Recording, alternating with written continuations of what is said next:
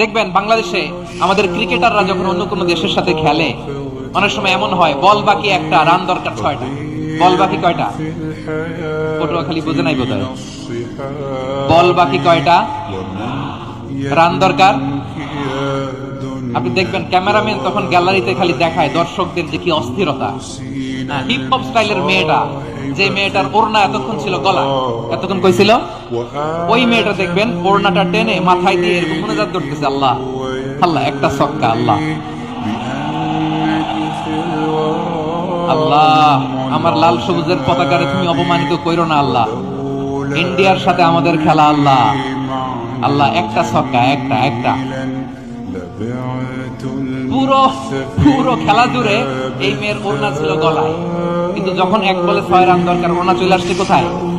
মাথায়। আবার মুনাজাত আছে না নেই? ঠিকই বাংলাদেশের কামাল ছেলে এমন এক শট মারলো, বল চলে গেল স্টেডিয়ামের বাইরে, ছক্কা, জিতে গেলাম আমরা। পুরো স্টেডিয়াম জুড়ে চিৎকার, হই হুল্লোর, মৌজ মাস্তি।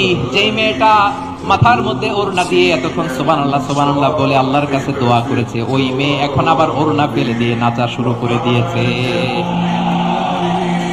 তাহলে আল্লাহর ভয়, আল্লাহর প্রতি আস্থা, বিশ্বাস, ভালোবাসা, এটা কি ক্ষণিকের জন্য? মানে আমার যখন লাগবে তখন আল্লাহর ইউজ করবো নাকি?